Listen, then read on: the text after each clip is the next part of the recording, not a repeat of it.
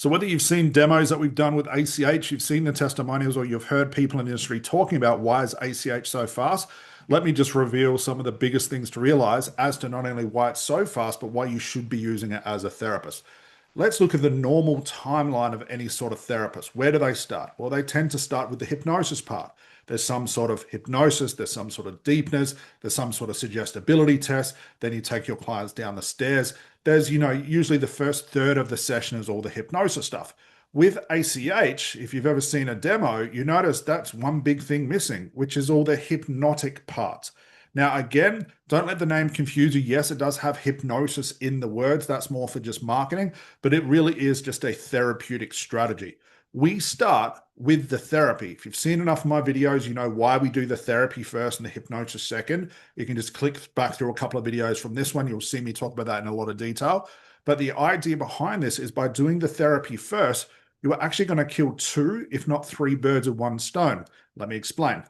The traditional hypnosis training, what are they trying to do? You try to put a client into trance. Well, first you've got to see if they can be hypnotized with a suggestibility test. You put them into trance, there's a certain type of depth, and from there you're told that then you have access to the unconscious minds. It takes a long time, it's very obvious, it's very clunky, and really every trainer's teaching this. It doesn't matter who you've been trained by, what they call their course, how flash it is, it's all the same thing that's been around for a long time, and unfortunately creates the biggest teething problems. You look at something like ACH where we do the therapy first, what are we doing? We're starting with something called the hypnotic interview. This is where we find what is called the unconscious payoff and unconscious moments. Think of this. If I wanted to use the traditional way of putting a client into trance, if that was my goal, do you realize I can do that and get my client to the same place that you do with all that hypnotic stuff, but I can get them there without it? Think about this. I ask a client, what's the problem? Where do they have to go to search for that information? Let's use this as a metaphor for the unconscious mind. They come out with the information. I'm going to ask them another question about that information. Where do they have to go? They have to go for another search for that information. They come out with the answer. If I get creative and ask what are called more unconscious questions, again, we teach this in our ACH training, they have to go searching longer in places where they've never gone before. And it's those places inside their mind where trance exists. Think about that.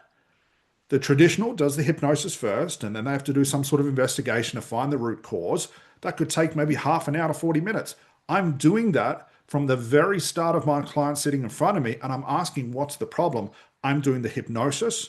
I'm doing the depth, because the better my questions, the deeper the search is. Thus, we can say deeper of the trance.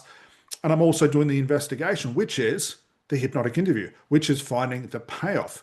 Where they go looking for the answers that I need to figure out what I'm fixing, they're going to bring trance out with them. If you're familiar with something called fractionation, very popular used by Milton Erickson and made famous by Milton Erickson, but a lot of people miss the idea.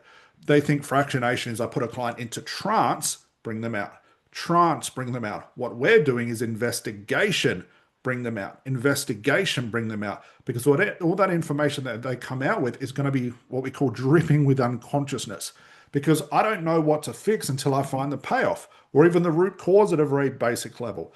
So by putting a client into trance and having them search for that information, which I need to be able to help fix them and cure them and do all that good stuff, each time they come out of being fractionated, they're bringing trance with them.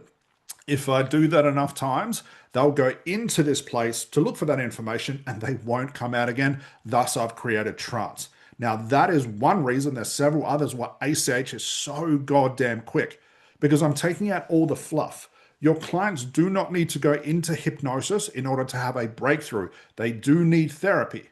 Hypnosis becomes a byproduct, not a prerequisite. It becomes a byproduct of good therapy. The more I send them into this place where they don't normally go, where trance exists, it's exactly the same place, guys, you're sending them. They're coming out with information that I need to find out what I'm going to do next. What technique or strategy should I use to help resolve this? So I'm sort of cutting out the middleman there. So by doing the investigation, the trance, the deepener, and bringing out unconscious moments, it's like 3 or 4 birds with one stone. That's why it's so quick, guys. So if you're spending a lot of time putting your clients into hypnosis, you got to ask yourself why. It's not required. By doing good therapy, they will naturally, that's the key word here, naturally go into trance. And think about this. What's more powerful to them?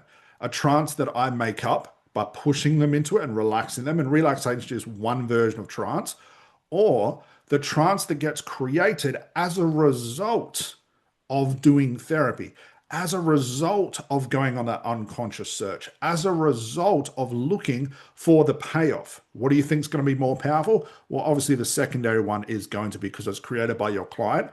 Now, what does this mean as far as getting past teething problems? I don't have to worry about depth. I don't have to worry about if my client can be hypnotized. I don't have to worry if they're ready to go into trance. I don't have to worry about the scenes they're looking for. I don't have to worry about any of that stuff. What I'm banking on is I can trigger these things to happen naturally.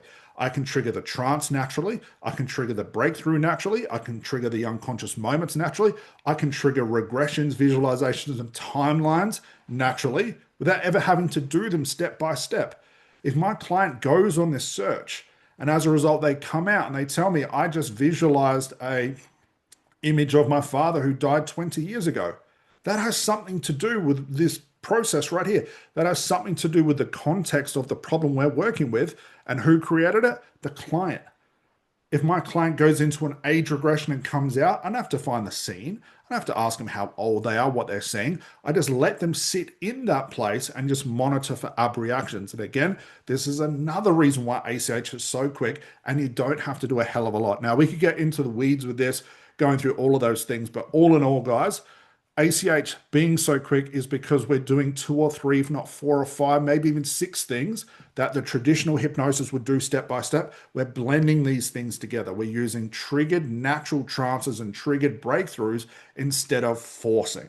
So hopefully that answered that question, guys, because I get it a lot. See you in the next video.